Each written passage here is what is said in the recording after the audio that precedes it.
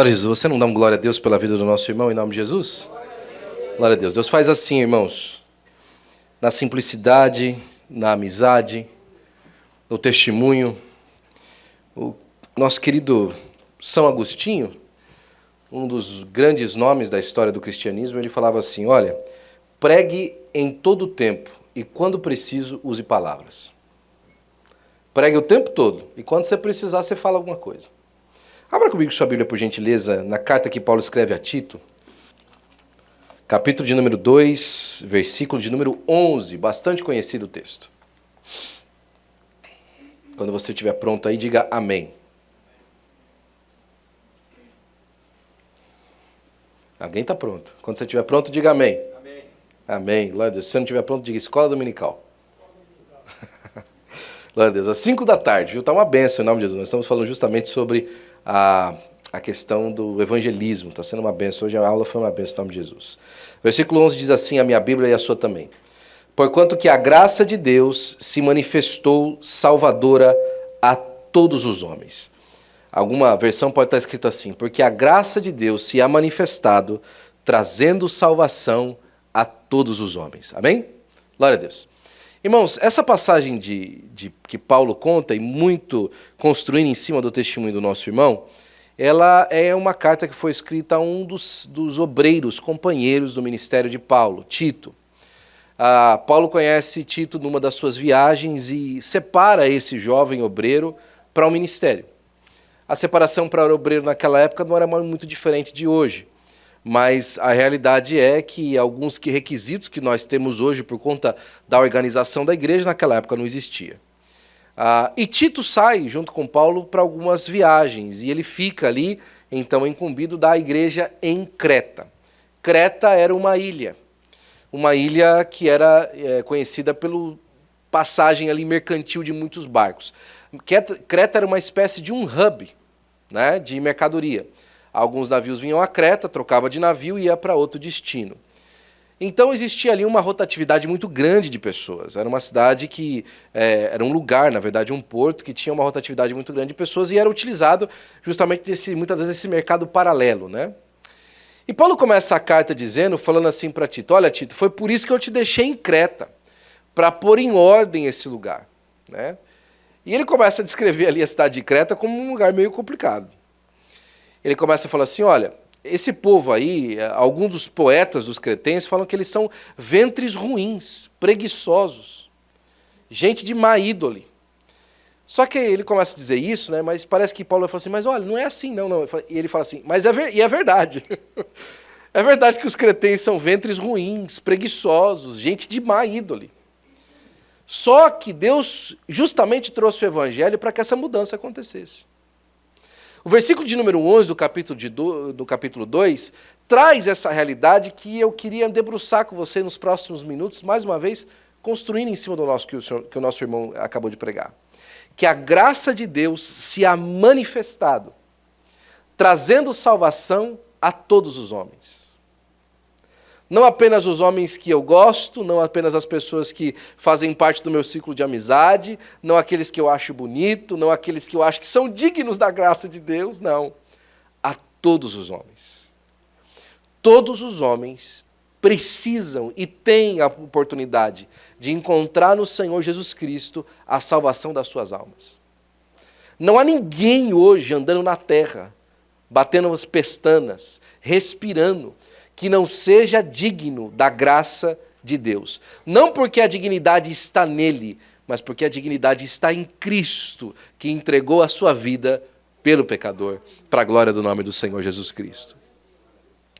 Eu acho interessante essa questão do exemplo, porque Paulo, em todo o tempo, quando adverte os obreiros da casa do Senhor e adverte o crente, ele fala assim, olha, se dá por exemplo dos fiéis. Não se dá simplesmente por exemplo dos infiéis, mas até os fiéis têm que ter em você um exemplo de conduta, um exemplo de caminhada, um exemplo de palavra, um exemplo de visão, um exemplo de querer. É importante que eu e você, no dia em que nós vivemos e no tempo que nós vivemos, saibamos que o mundo está olhando para a gente. Irmãos, nunca antes na história da humanidade o mundo precisou tanto de crente. A igreja nunca foi tão relevante no mundo quanto é hoje. E eu não falo relevância pela instituição, ou pela programática da igreja, ou pelos exemplos simplesmente que a igreja está. Não, não. A necessidade que o mundo tem de encontrar salvação. Ainda que às vezes as pessoas, né? Deixa eu voltar aqui. Ainda que às vezes as pessoas não pareçam interessadas, isso não significa que elas não têm necessidade. Tem muita gente hoje aí fora, aqui não, porque aqui o sangue de Jesus nos livra dessas coisas. Mas tem muita gente aí fora com um tumor crescendo na cabeça. E ela precisa, assim, de maneira absoluta e imediata, começar uma radiografia, começar uma radioterapia, começar uma quimioterapia. Ela precisa apressadamente fazer isso, mas ela não sabe. E porque ela não sabe, o câncer continua crescendo. Tem muita gente vivendo assim hoje. Ela precisa tanto de Jesus, mas ela não sabe. Todos os sintomas do câncer que mata essas pessoas, que chama pecado, está aparecendo na vida da pessoa. Ela vive um casamento de fachada. Ela vive amizades que são, na verdade, não amizades, são apenas interesses, tanto da parte dela quanto da parte da pessoa, tanto da parte da pessoa quanto da parte dela. Ela vive afundada em droga, em entorpecentes, ela vive afundada em pseudoterapias. Ela quer colocar uma bala na cabeça dela, e a única coisa que ela acha que tira é porque os filhos dela nasceram e deram um futuro para ela. E amanhã que quando ela tiver decepção com algum filho, como é que vai fazer? Porque as decepções vêm. As pessoas estão desesperadamente necessitadas de salvação. E elas não sabem. Mas a palavra de Deus está dizendo a Tito, Paulo está gritando para Tito, ei Tito, a graça de Deus se há manifestado, trazendo salvação a todos os homens. A primeira coisa que fica interessante nesse texto é que ele fala que a graça não é simplesmente uma dispensação. Que a graça é algo e que agora foi manifestado. Eu sempre entendi que a graça não é simplesmente um período no calendário de Deus. A graça é um atributo da divindade de Deus. É algo que está em Deus. Favor imerecido é o que Deus é. Graça significa favor imerecido. E é tão bonito de ver isso em Deus, porque você vê já logo no Gênesis. Porque Deus, no princípio, Deus criou os céus e a terra. Quem foi que pediu para Deus criar alguma coisa? Quem foi que exigiu de Deus que Deus criasse alguma coisa? Mas de graça, de favor imerecido, Deus deu vida a todos os seres. A palavra de Deus ainda vai dizer lá em Jó, no capítulo de número 38, uma pergunta para Jó, né? Jó, onde é que você estava quando eu criei os luminares? Jó, onde é que você estava quando eu coloquei limite até as ondas? Ou seja, Jó, tudo que você tem na sua vida foi de graça que você recebeu. Ainda em outra passagem, Jó fala assim para os seus amigos, escuta, quem foi que deu para ele primeiro, para que ele ficasse devendo alguma coisa? Quem foi que ofereceu alguma coisa para Deus primeiro, para que nós ou qualquer pessoa pudesse chegar com uma nota promissória a Deus? Escuta, ó, lembra aquele dia que eu te ajudei? Lembra aquele dia que eu fiz por você, Deus? Alguns ainda se atrevem, quando são servos de Deus em algum tipo de capacidade, tem coragem de chegar, Senhor, eu sou teu servo. Deus podia olhar para ele e falar assim, eu sou seu Senhor. Quem foi que deu a oportunidade para servir? A graça de Deus é algo que faz parte do caráter de Deus. Mas a gente vê a graça de Deus, principalmente no Antigo Testamento, ainda antes da antiga aliança, no tempo ainda do mistério de Deus, antes de Abraão, a graça de Deus como que algo que acontecia que estava lá em Deus. Depois você vê a graça de Deus se manifestando através da vida de um homem ou de outra, por exemplo. Davi entrou junto com seus amigos e comeu o pão da mesa da preposição. Era aqueles pães que só era possível comer se você fosse sacerdote. E você entrar no lugar santo ainda, sem a vontade de Deus, era um risco muito grande para a vida de alguém. A pessoa podia ser fulminada por Deus. E comer os pães que ainda era reservado para os sacerdotes, era um pecado hediondo que podia matar a pessoa também. Mas Davi e os seus amigos comem desse pão e nada acontece com eles. Por quê? Porque a graça de Deus havia coberto a Davi.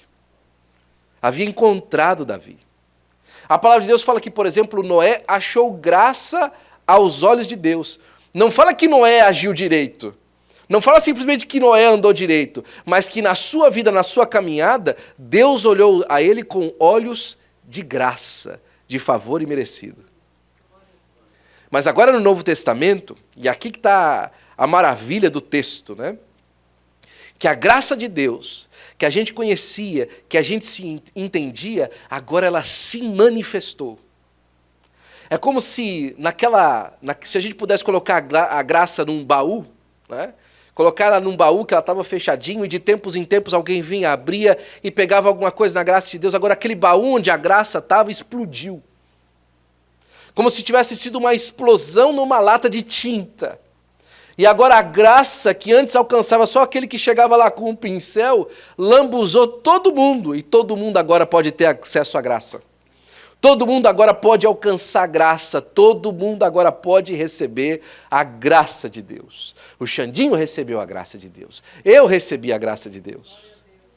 Cada um de vocês receberam da graça de Deus.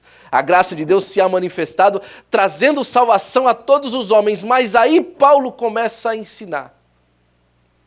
Porque a graça de Deus se há manifestado. Porque a graça de Deus pode alcançar qualquer um, escuta.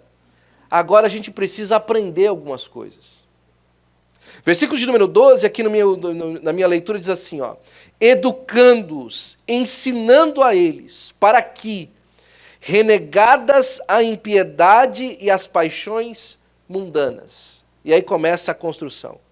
Se a graça de Deus é importante, a vida precisa mudar. Se a graça de Deus é algo que me chega até a mim e me causa amor a Deus por isso, se a graça de Deus me impacta no melhor da nossa palavra evangélica português, se existe impacto pela graça de Deus, alguma coisa precisa de mudar. Aleluia. Certa vez alguém contou um testemunho, um dos testemunhos mais fantásticos que eu já encontrei sobre a graça. Na verdade é uma história, né? Diz que certo rapaz chegava na empresa e todo dia ele arrumava um motivo diferente para dizer por que ele tinha chegado atrasado. Ah, meu pneu furou, minha avó morreu. Ele matou a avó dele pelo menos umas 4 vezes durante o tempo dele naquela empresa. Um dia o chefe dele falou assim, chega, se você chegar amanhã para mim e contar qualquer coisa que aconteceu para chegar atrasado, você está demitido. Adivinha? Chegou atrasado de novo. E aí chegou, mas espera, chefe, você não vai pelo menos ouvir a minha história? Ouve a minha história, aconteceu alguma coisa. Tá bom, só por questão de entretenimento eu vou deixar você me falar o que aconteceu com você. Não, chefe, era o seguinte, eu estava vindo pela 405, e aí no caminho para cá o pneu do meu carro furou. Eu tive que encostar no estacionamento, aí eu fui pegar o pneu do carro, e aí o meu step saiu rolando pela estrada. No que eu estava caminhando para o step, para pegar o step, eu percebi que tinha um car seat com um bebê dentro, na pista do lado. E aí eu saí correndo e abracei aquele bebê, mas não vi que vinha uma carreta de 18 rodas, que bateu em mim e fez eu voar por 400 metros. Quando eu finalmente recobrei a consciência, peguei a roda no meio do caminho, troquei meu pneu e cheguei aqui, por isso que eu cheguei atrasado. Aí o patrão olhou para ele e falou, está demitido do mesmo jeito. Ele falou, por quê? Mas olha o que extraordinário que aconteceu comigo. Ele falou assim, se uma carreta de 18 rodas tivesse batido em você de verdade, você não estava aqui com o cabelo arrumadinho, com a sua roupa acertadinha. Está tudo normal com você. Como é que uma carreta de 18 rodas te atropelou e nada aconteceu? O pregador que prega que conta esse testemunho, fala assim, Jesus é a carreta de 18 rodas. Como é que ele alcançou a vida, impactou a sua vida, e você continua o mesmo? Se a graça de Deus alcançou você, nesse amor que alcança a todos, o que é que aconteceu com você? Às vezes o que falta não é simplesmente saber o que aconteceu, mas é alguém que ensine. E é justamente o que Paulo está falando para Tito. Tito, ensina a eles que renegando a impiedade e as paixões mundanas. Sabe o que significa impiedade? É falta de piedade. É falta daquele amor compassivo que alcança o nosso coração e faz a gente amar as pessoas que você não amaria. A piedade, ela alcança a nossa vida e faz enxergar a necessidade das pessoas, às vezes, na frente da sua.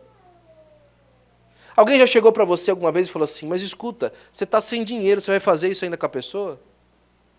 Aí você fala, eu estou sem dinheiro, mas eu estou trabalhando, essa pessoa está desempregada. Aí você vai lá e dá seu dinheirinho, que você lutou para ajudar alguém. Isso é piedade.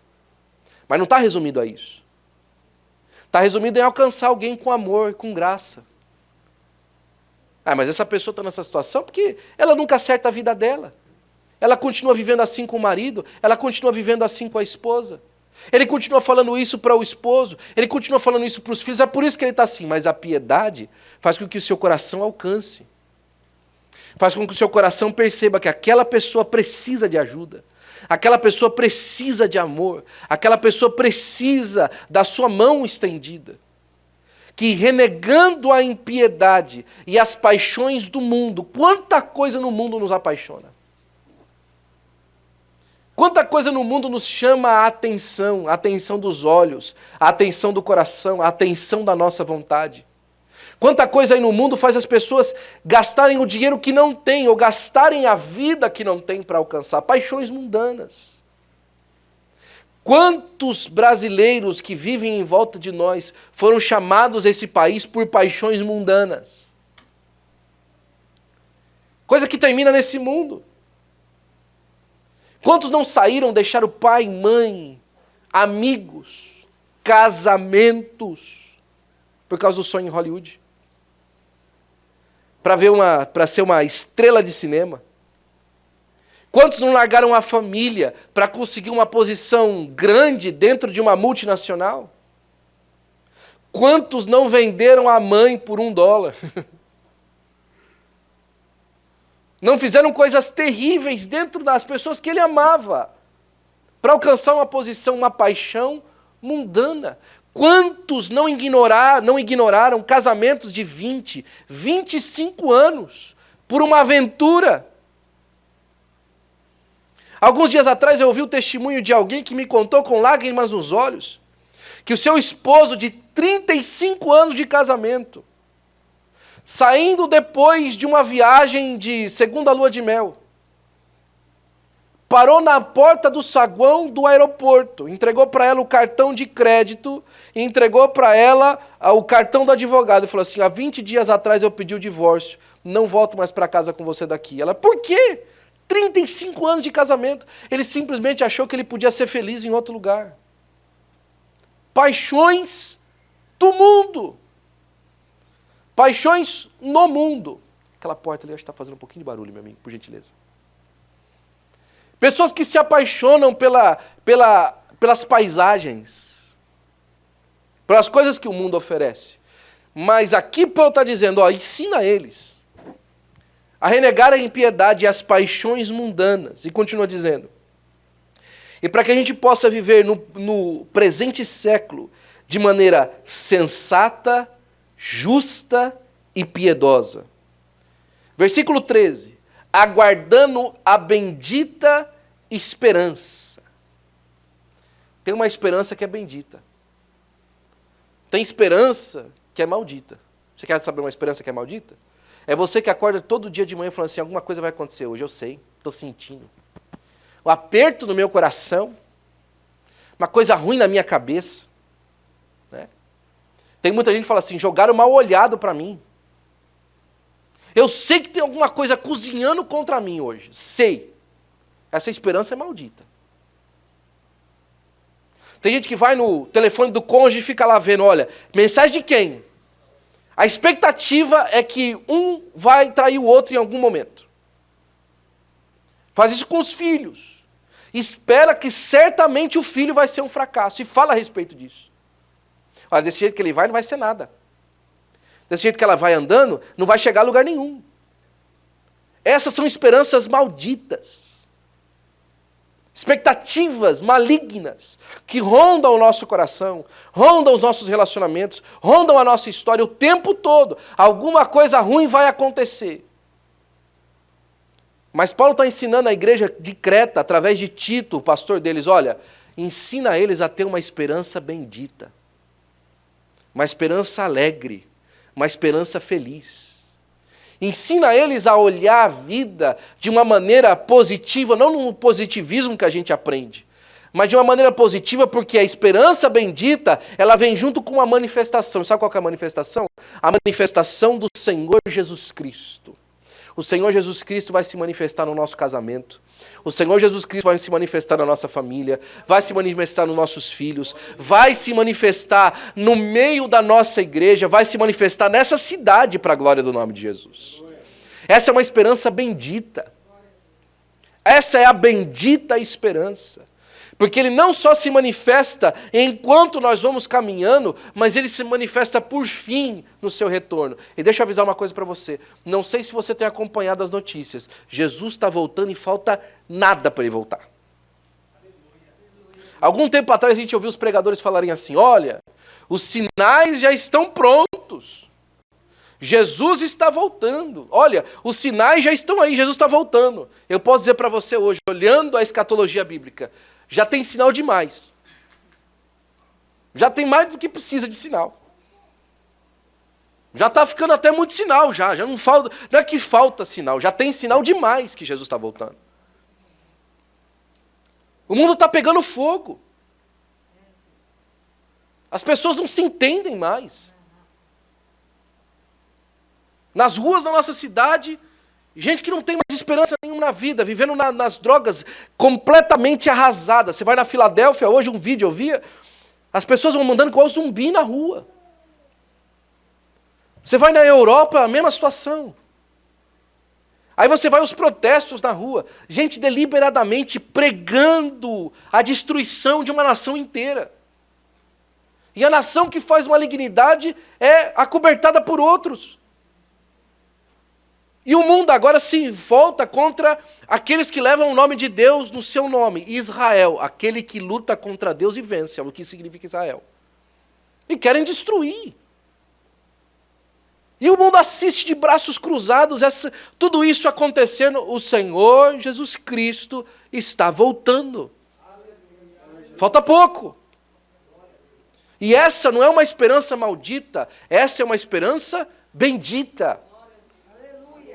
O mundo está vivendo de expectativas malditas. Quantos mais vai morrer na guerra amanhã?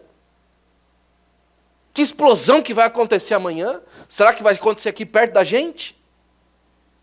Será que vai ser alguém doido aí na rua, que vai sair atirando? Será que alguém vai entrar na escola armado mais uma vez?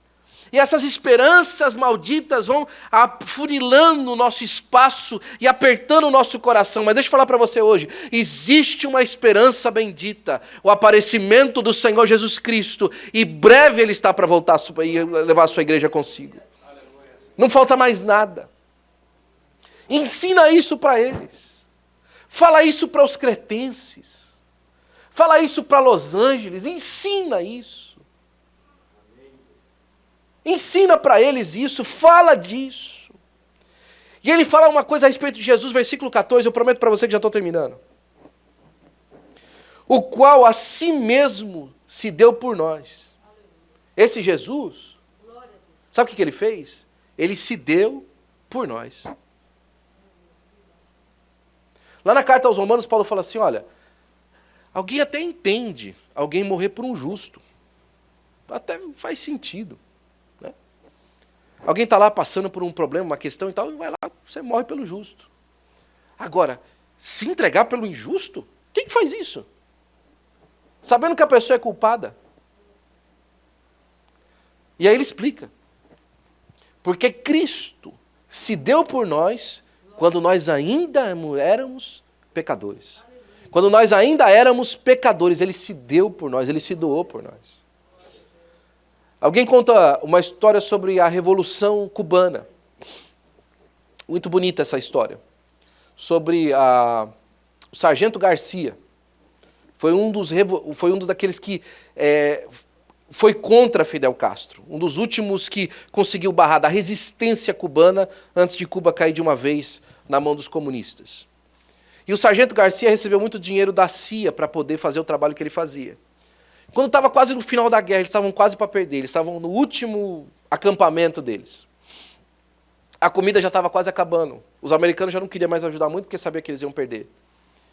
E eles estavam racionando comida. E alguém estava roubando comida do paiol de comida. E o cozinheiro veio reclamar 2 vezes com o sargento Garcia. O sargento Garcia botou uma ordem. Falou o seguinte: quem nós pegarmos roubando comida do paiol vai tomar 40 chicotadas. Essa é a ordem. 40 chicotadas. E quem vai dar vai ser o nosso carrasco oficial, um brutamante que tinha lá no meio do batalhão. Ele vai ser que vai dar chicotada. Não teve jeito. Passou 1 semana, alguém roubou comida. Foram fazer a investigação de quem tinha roubado comida, era a mãe do sargento Garcia.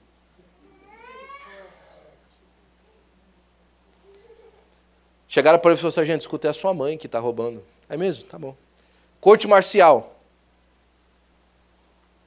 O sargento Garcia colocou a mãe dele na frente, sentou junto com ali o pessoal que fazia o julgamento, levantaram todas as testemunhas, a mãe confessou o crime e ele condenou a sua mãe a 40 chicotadas. A punição deve ser feita imediatamente. Ok. Todo mundo olhando para ele e falou assim: como é que o homem agora vai deixar a mãe dele tomar uma surra, né?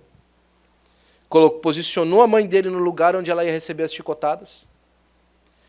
E antes de ordenar que as chicotadas fossem feitas, ele tirou a camisa, ficou na frente da sua mãe e falou assim: eu vou tomar chicotadas por ela. E tomou as 40 chicotadas. Jesus fez isso por mim e por você.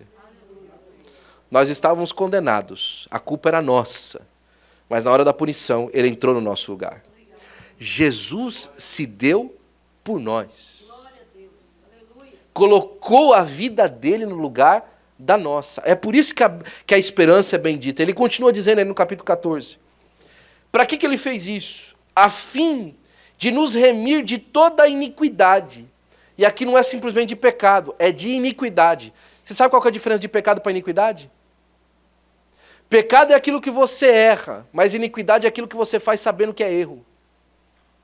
Iniquidade é um pecado consciente. Jesus não veio simplesmente livrar a gente dos nossos pecados, mas das nossas iniquidades. E é difícil perdoar iníquo, não é? Pecador a gente até entende, poxa, ele pecou. Ele não conseguiu fazer melhor. Mas o iníquo tomou a decisão de pecar, sabendo que estava errado. Mas Jesus nos remiu das nossas iniquidades. Ele pagou pelo nosso erro consciente. Sabendo que nós estávamos errados, ele pagou por nós. E purificou, sabe para quem? Para ele mesmo. Purificou para ele mesmo. Um dia, eu estava em casa, eu estava pintando a nossa casa, tentando pintar a nossa casa. Eu estava sujando o chão e a parede junto. E, assim, muito conhecedor desse tipo de coisa, né? Maravilha, você imagina, tá ficando uma maravilha as paredes de casa e o chão junto.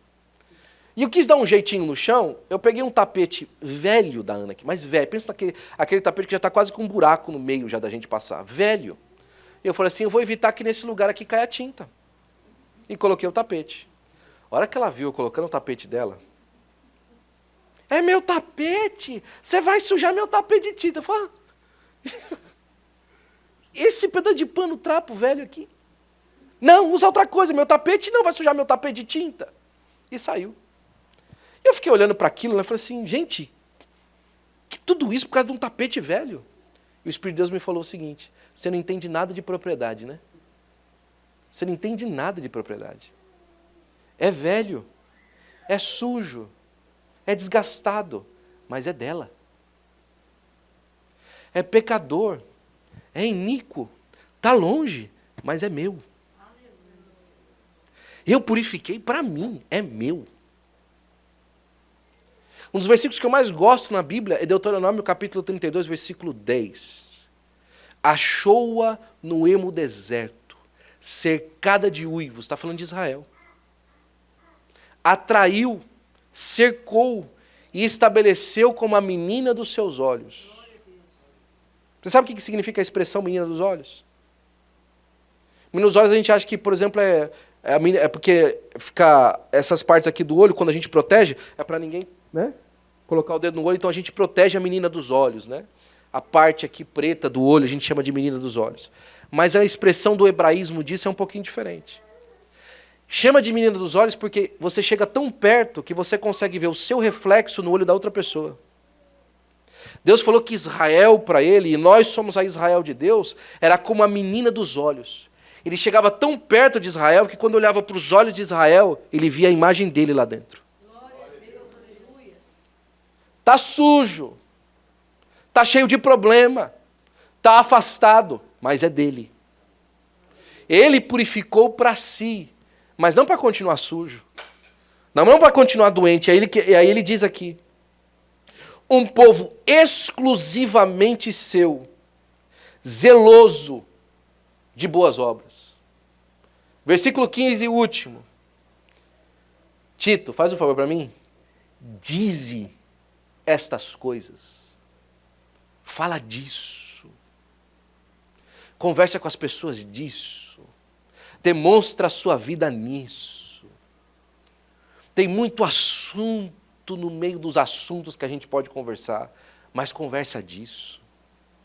Tem muita coisa que a gente pode comunicar para as pessoas, mas comunica isso. Por muito tempo, nas igrejas conservadoras mais antigas, questões como, por exemplo, novela, futebol, né, jogos, era um problema na igreja. Você falar disso na igreja dava disciplina. Por que eles eram tão... Porque era o seguinte, ei, o tempo é curto, não conversa disso. Ei, o tempo é escasso, não fala disso. A gente passou o tempo e a gente começou a ficar mais compreensivo. E sabe o que tem acontecido? No coração de muita gente, o que domina são só essas coisas. Um dia nós estávamos num retiro de cavalheiros da nossa igreja. E a gente sentou e os irmãos começaram a conversar da escalação do Atlético. Né? E tinha o cruzeirense e os atleticanos lá. E o pastor começou a observar eles, que eles sabiam a escalação do Cruzeiro de 83, do Atlético de 78. E falava das jogadas que aconteceram em campeonatos que aconteceram 15 anos atrás. Aí o pastor chegou para eles e perguntou, meu amigo, quais países da Europa nós temos missão?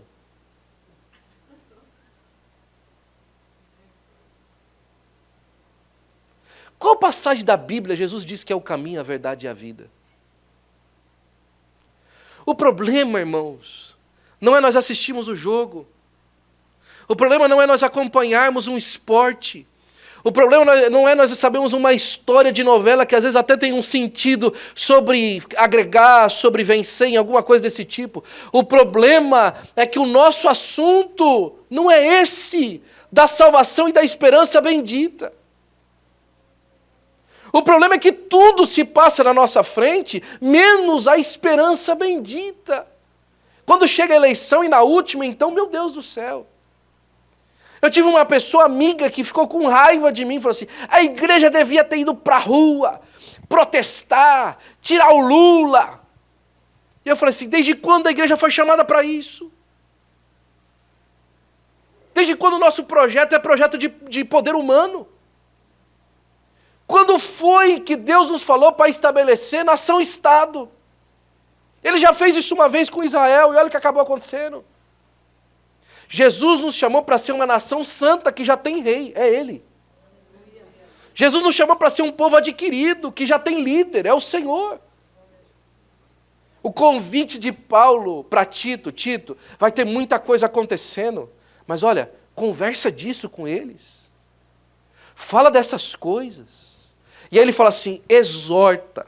Sabe o que é exortar? Exortar não é dar simplesmente uma pancada na cabeça. Exortar é animar. Ei, anima as pessoas. Consola o coração delas. Ei, tem solução para você, você sabia? Olha, eu vou orar pelo seu casamento, pela sua vida. Deus vai te ajudar, vai entrar nessa situação aí e vai transformar. Você vai ver só. Deus tem solução para você.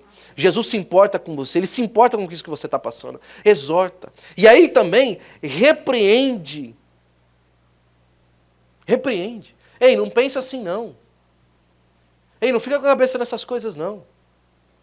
Você já viu o tanto que Deus tem sido bom com você? Tem muita gente que a pessoa chega para reclamar junto com ela e fala assim, sua vida tá lascada mesmo, hein? Se eu fosse você, eu desistia. Não repreende. Com toda a autoridade. Sabe por que com autoridade? Porque Jesus te deu autoridade para repreender a malignidade do mundo. E por último, que ninguém te despreze por isso. Não se permita ser desprezado por pregar o evangelho. Não é que você não permita, ei, não me despreza, não. Não se permita se sentir, se colocar como uma pessoa desprezada pelo evangelho. As pessoas vão te desprezar em várias outras questões. No evangelho, não se permita ser desprezado pela palavra do evangelho. Ela é a verdade e ela é o poder de Deus para todo aquele que nele crê. Hoje nós ouvimos um lindo testemunho. Me ajuda, filha, por gentileza. Do nosso irmão. De como o Senhor Jesus Cristo alcançou a vida dele. No momento, inclusive, quando a prática espiritual dele era contrária. Hoje em dia, a gente está num respeito com práticas espirituais contrárias, né? É um respeito tão grande com prática espiritual. Não tem problema você bater tambor. Tudo certo. Olha, não tem problema você ser budista. Olha, não tem problema você ser muçulmano. Não tem problema. Como se de alguma forma nós tivéssemos transformado em mentira a palavra de Deus quando ela diz que não existe outro caminho a não ser o Senhor Jesus Cristo para o céu. Como se tivesse alguma outra maneira da pessoa alcançar a salvação sem Jesus, meu amigo. Não existe. Mas hoje o Senhor chama a nossa atenção do nosso coração, nesse Amigos para Sempre. Que existe uma porta aberta no céu para a salvação daquele que crê. Existe uma porta aberta no céu para a transformação do coração daquele que decide aceitar Jesus. Mas eu tenho um convite talvez para fazer você nessa noite. Tenho 2 convites para fazer para você. O primeiro convite que eu quero fazer para você é se você quer aceitar Jesus como seu único e suficiente Senhor e Salvador. Aceitar Jesus como Salvador, todo mundo gosta, porque todos nós precisamos de salvação, né? Mas como Senhor é difícil. Sabe por quê? O Senhor manda. Eu conheço muita gente, gente boa, mas que a principal frase da vida dele é ninguém manda em mim. Quando você fala que ninguém manda em você, já tem uma pessoa mandando em você. E não é você mesmo. Quantas vezes não é uma vontade maligna no seu coração? Não é uma disposição maligna que você tem, que está mandando em você, que te mantém refém. Mas hoje, nessa noite, o Senhor Jesus te convida para receber Ele como Senhor. Ele fala assim, tomai de mim o meu jugo que é leve e o meu fardo que é suave. O meu jugo que é suave e o meu fardo que é leve. O senhorio de Jesus é leve para a nossa vida. O senhorio de Jesus nos leva para as coisas boas da vida. Nos leva para a felicidade de verdade. Não felicidade da boca para fora, felicidade do coração para fora. Quando tudo vai mal, Jesus nos faz ter esperança. Alegria, a bendita esperança, para a glória do nome de Jesus. Mas talvez você esteja em uma outra etapa da sua vida. E a etapa da sua vida seja, você se cansou da simplicidade de Jesus. Você se cansou. Você está falando assim, Senhor, amém, eu sou salvo, mas essa vida que o Senhor está oferecendo, ela é pequena demais, eu sou maior do que isso aqui. Eu sou maior do que isso que o Senhor está me oferecendo.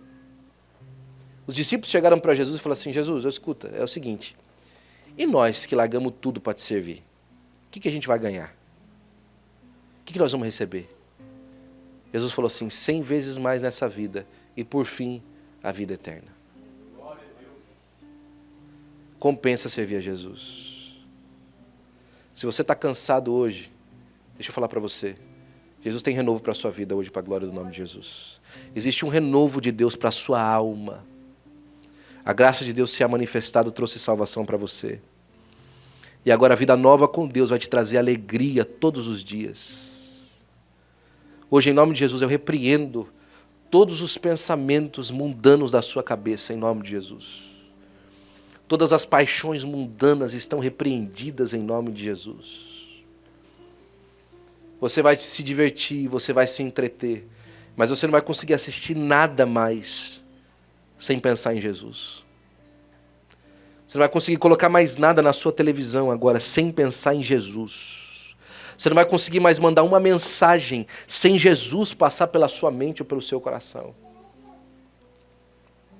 Jesus vai dominar toda a sua mente e você vai ser muito mais próspero do que você foi por isso. Você não vai ficar alienado, pelo contrário, você vai sair da alienação. Para a glória do nome do Senhor Jesus Cristo. Fique de pé, por gentileza. Eu já passei do meu tempo. A pizza está chegando já já. Nós vamos comer, vai ser uma beleza, em nome de Jesus. Mas enquanto chega a comida terrestre, eu estou cortando um pedacinho hoje aqui na frente, para você vir buscar o seu e comer. E se fartar dele, em nome de Jesus. Se você quer receber o Senhor Jesus Cristo como seu único e suficiente Salvador, eu quero orar por você nessa noite. Não importa se você é jovem, se você já é uma pessoa mais adulta, não importa se você já veio receber Jesus como Salvador uma vez, eu estou oferecendo hoje Ele também como Senhor para a sua vida. Senhor do seu destino, Senhor da sua história, Senhor da sua casa, Senhor dos seus planos. Aquele Jesus que faz você falar assim, Senhor, onde os meus planos não forem os teus, destrua os meus planos. Que eu não consiga fazer nada daquilo que eu planejei, se não for da vontade do Senhor. Tem coragem? Se você quer receber o Senhor Jesus Cristo como seu Senhor nessa noite, eu quero convidar você à frente, que eu quero orar por você.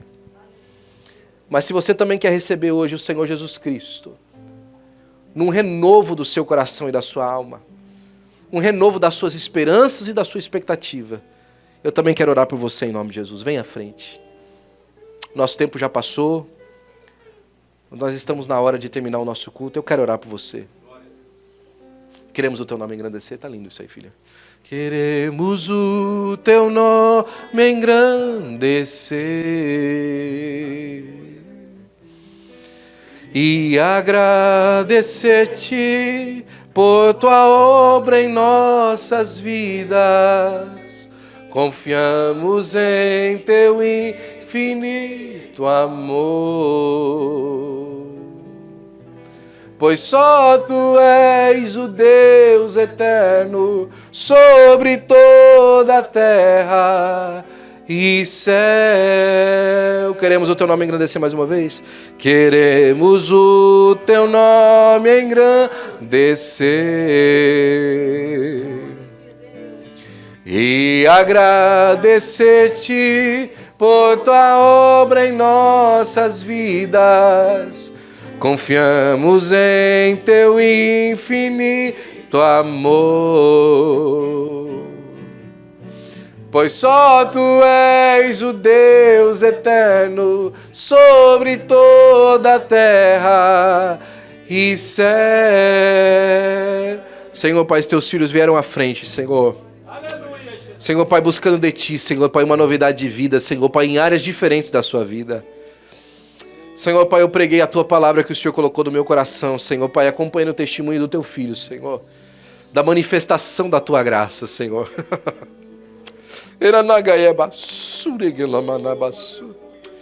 A Tua graça abundante, Senhor, Pai, a Tua graça que modifica, a Tua graça, Senhor, Pai, que alcança, a Tua graça que levanta, Senhor. A tua graça, Senhor Pai, que nos encontra no monturo, Senhor Pai, no charco e lamaçal, Senhor, e nos faz assentar entre os príncipes do teu reino, Senhor. A tua graça, Pai, que muda o nosso nome, Senhor, que muda o nosso destino, Senhor. A tua graça revelada em Jesus, o nosso Senhor e o nosso Salvador. Senhor Pai, que nessa noite o Senhor possa, Pai, entregar uma porção da tua graça a cada um dos teus filhos que vieram aqui à frente, Senhor. Que eles sejam, Senhor Pai, impactados, dominados, ó Senhor, levantados. E, Senhor Pai, conduzidos pela tua graça, Senhor. A tua graça que conduz a nossa vida. Senhor, que coisa maravilhosa, Senhor. A tua graça conduz a nossa vida, Senhor Pai. A nós mudarmos de vida, Senhor, por causa da tua graça, Senhor. A nós mudarmos de plano, Senhor Pai, na nossa vida por causa da tua graça. Porque a tua graça nos levanta e nos põe de pé e firma os nossos pés. Oh, Senhor Pai, a tua graça que nos apresenta o teu senhorio na nossa vida, Senhor. Nessa noite, Pai, passa, Senhor Pai, em revista ao nosso coração. E vai removendo paixões mundanas, ó Senhor. E vai removendo programações, ó Senhor Pai, humanas, ó Senhor. Vai removendo os pensamentos, ó Pai, de esperança maldita, Senhor Pai. E coloca a esperança bendita na nossa alma. A esperança, Senhor, vai estar da tua parte. A esperança que vai dar certo, Senhor. A esperança da vitória, Senhor. A esperança da tua vinda, Senhor. O mundo espera explosões, ó Senhor Pai, mas nós esperamos uma explosão de amor e de glória na tua presença. O mundo espera morte, Senhor Pai, mas nós esperamos vida para a glória do teu nome, ó Pai. E eu sei, Senhor Pai, que nessa semana ainda, mais uma vez o Senhor se há de manifestar. Senhor Pai, nós ouviremos, ó Senhor, da tua glória manifestada na vida de cada um. E para a glória do teu nome, Senhor, é que te agradeço por esse tempo, em nome de Jesus, Senhor, em nome de queremos o teu nome engrandecer e agradecer-te por tua obra em nossas vidas. Confiamos em teu infinito amor. Pois só tu és o Deus eterno sobre toda a terra e céu. Amém, glória a Deus. Mais um minuto, irmãos, nós estamos terminando.